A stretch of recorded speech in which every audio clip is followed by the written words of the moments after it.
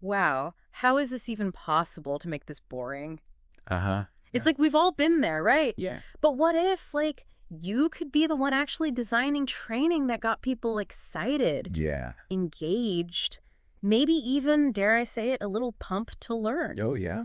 So that's what this deep dive is all about, right? Right. We're taking excerpts from Effective Training Techniques, this book by T. Sanmuga. Okay.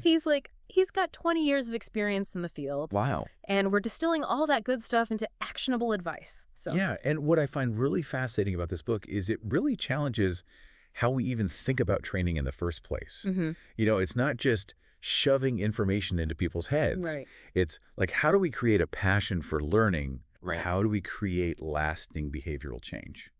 And that's where it gets really interesting, right? Because Sanmuga uses this quote from Goethe, right? Okay. Where he says, knowing is not enough, we must apply. Right. Willing is not enough, we must do.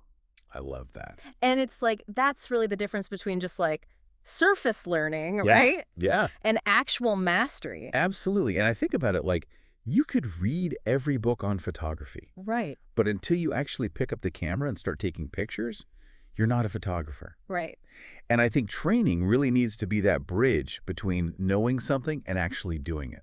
That's such a great analogy because Okay. it's true. Yeah. And one of the biggest things that Sanmuga points out is that we often misdiagnose what the actual training needs are. Yeah, Like we jump to conclusions about, okay, this needs fixing without really figuring out what the actual root of the issue is. totally. And he gives this great example from a contact center, right, where the customer service reps are spending way too long on the phone. Oh, yeah. And so the managers, they're just like time management. Time management. We gotta throw some more training at these people. Oh, yeah. But when they took a closer look, Yeah. What happened? it was a totally different story. Interesting. It wasn't that they didn't know how to manage their time. Okay. They actually weren't closing deals very well. So they lacked the skills, they lacked the confidence to actually get those customers to like buy the thing. Interesting. And so the calls were longer Oh. and ultimately they were getting fewer sales. Wow, that's such a good point. So, I mean, how do we avoid like falling into that trap then?